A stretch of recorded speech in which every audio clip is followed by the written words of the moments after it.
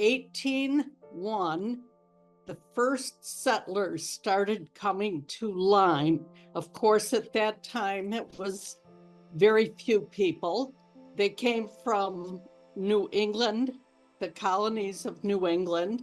They came from the Mohawk Valley.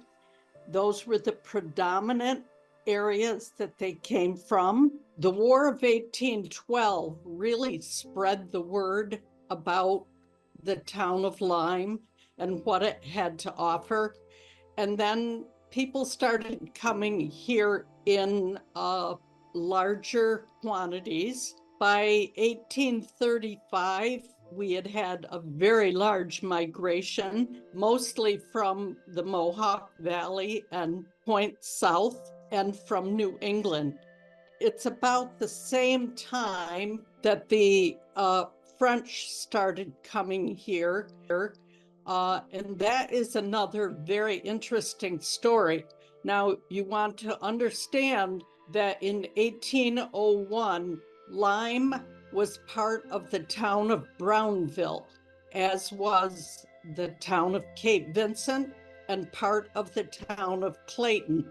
In 1818, the town of Lyme became incorporated as its own town. At that time, it still included the town of Cape Vincent and a little bit of the town of Clayton.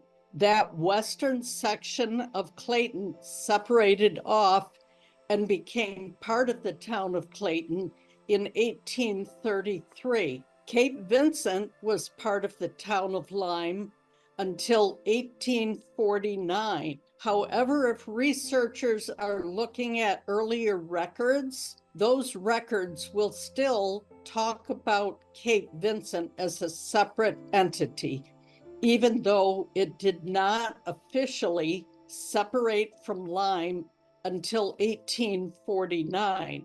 Needless to say, the very early part of Lyme's development owes its origin to James Leray de Chameau.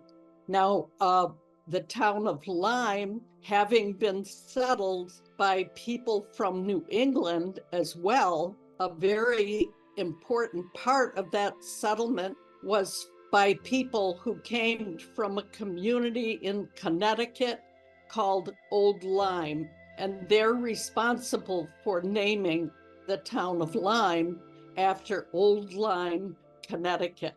Basically, our town prospered because of limestone, but it's a different spelling and it really has no connection. When Alexander Copley came here before 1830, he actually is the one that started the first major quarrying in the town of Lyme. The industry thrived well into the 1900s. One of the reasons that it was such an amazing industry is that even though there are limestone deposits in many parts of New York State, the town of Lyme's limestone is the highest quality. That's why when they built the Oswego breakfront and when they built the beautiful big lighthouse at Niagara, New York, the stone was actually shipped all the way from the town of Lyme, even though they had quarries there. But our quality was so much better for building. That's why they did it.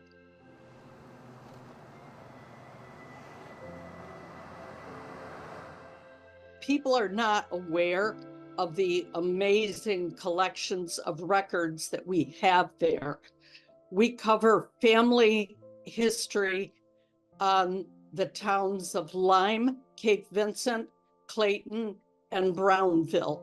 But we also have amazing picture collections and amazing records on ships, shipbuilding, county-wide records and statewide records.